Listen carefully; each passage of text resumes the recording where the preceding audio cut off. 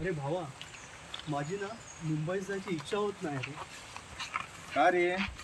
अरे आता बघ, गणपतीला गावाला आलो आणि इकडची हवामान निसर्ग हे सगळं बघून माझी इच्छाच मरून गेली जायची आता.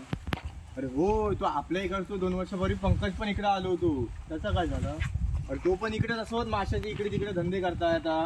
काय बोलतोय? मग अरे तू बघ पंकजच काय वाटतं. हो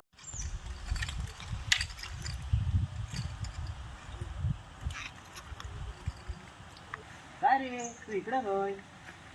अरे तुझंच ते बघू चाललो होतो. तू मुंबईत होतं ना, मग गावाला कसं काय आलं? काय नाही रे, मुंबईत राहून माझं कंटाळा आलो. अच्छा. मग इकडेच आलो, शेती करतो, मासे पकडतो आणि 4 कालबाई अरे करतो. होय, पण ह्याच्यातून तू किती खर्च किती होता आणि तुझं भागता किती खर्च त्याच्यात ना. माझा खाऊस भेटता तेवढा बस होता माझा. हो का? हा, माझा जाता एवढा. अरे बरं आहे रे याचा. बरं आहे. आपल्याला पण काहीतरी असा केला पाहिजे. हो तो सुशांत पण माहिती आहे ना, तो पण इकडेच आहे माझ्या बरोबरच. होय, तो कसला काम करतो पण तो आता आता? माडीचं काम करता तो, होय माडी का? बांधायचो. होय, पण तू नेमको काय आता हाय कुठं नेमको? तो आता इथंच होतो. तो बघ, तू बघ, दिसतंय तू का? बघ, अरे, हो, बघ, वरतीच आहे होय, तो होय. बघ.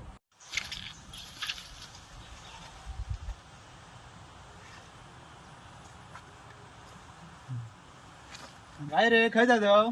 अरे दादा, इकडे खाली आलेलो होतो, पंकज दिसलो आणि तू पण वरती माडी काढत होतं. दादा भागता काय तुझ्या माडीच्या धंद्यातून? भागता रे, पण कसं ते मुंबईच्या गर्दीपेक्षा त्या दगदगीच्या जीवनापेक्षा आपले गावचं जीवन एकदम बरोबर आहे. ते आणि पण आहे. मेन म्हणजे कसं घरच्यांना आपल्याला टाइम देतो इथे. हम्म. बघ मग दादा, तू पण या गोष्टीचा विचार कर. होय, माझ पण विचार करू हवा. या ना तुम्ही, त्या मुंबईच्या जीवनापेक्षा इकडचं जीवन चांगलं आहे आपलं. होय, तू पण बरोबर बोलतोय. चला तर मग आपण विचार करूया. चला खाजनाच जाऊ. चला.